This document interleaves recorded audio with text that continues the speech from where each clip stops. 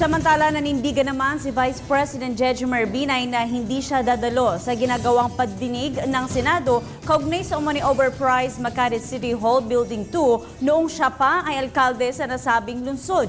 Yan ang tinutukan ng aming kasama si Julius Disamburon.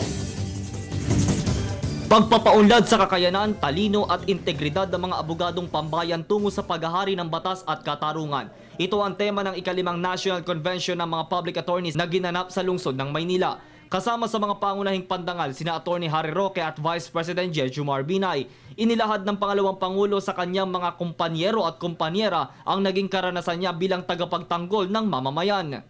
In the 70s and early 80s, brought young lawyers like myself and the most heroic legal luminaries together to champion the just process of freedom and human rights, not only in court, but especially in the vast public square where those freedoms were endangered and below ignored. Ani pa ng opisyal, dapat pairalin sa bansa ang pantay na pagturing at hustisya sa anumang krimen o kaso.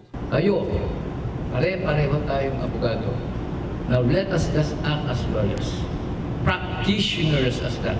Nakatanggap naman ng outstanding award si Binay mula sa PAO. Kasi kami may advocacy para sa mga inmates pumupunta sa ibang bansa para tubusin at makiusap sa mga hari o kaya presidente ng ibang bansa kapag may bibitayin. At saka sa Makati nakita namin yung pagkukup niya sa PAO, pagtulong, pagsuporta at yung mga senior citizens sa kliyente natin, yung pagpapaaral ng Makati ng libre sa mga walang perang mga pamilya. Samantala, sa panayam ng media kay Binay, nanindigan siyang hindi dumalo sa ginagawang pagdinig ng Senado hinggil sa overpriced Makati City Hall Building 2. Alam ho ninyo, maraming pagkakataon na yung mga private buildings, hindi ho ibinibigay lahat ng pera para doon sa materyales.